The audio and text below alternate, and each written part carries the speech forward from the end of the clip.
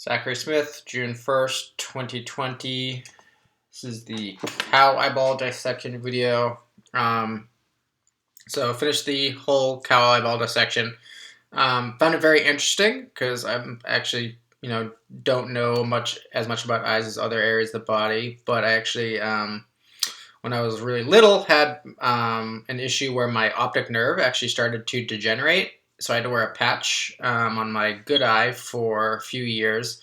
And then now still not great eyesight, but just a really strong contact in my right eye. So kind of help me better understand, an issue that I have. So moving on, we have the anterior cavity that I dissected.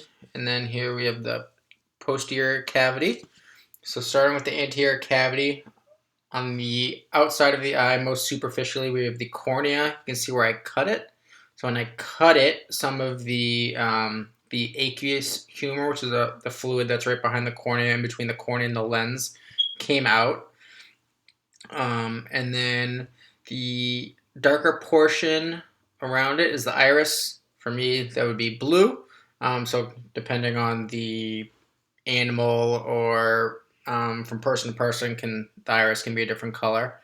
And the portion where the light actually travels through is the pupil, so the kind of where the black spot on the center of your eye is. And then the white portion that goes all the way around your eye is the sclera.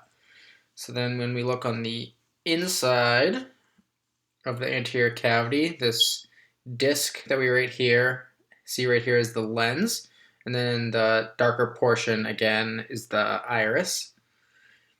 A structure that I couldn't really appreciate doing the dissection, but there's a vascular portion of the eye called the choroid, so that helps bring oxygen, nutrients to different portions of the eye. Unfortunately, I destroyed this when I was trying to dissect it, but right here was the vitreous humor. So that's a kind of fluid, again, another fluid-filled sac, like that was really delicate in the eye when I was trying to dissect it. Looking at the posterior cavity of the eye, we have the retina right here, looking at the back, and then exiting the eye, we have right here the optic nerve.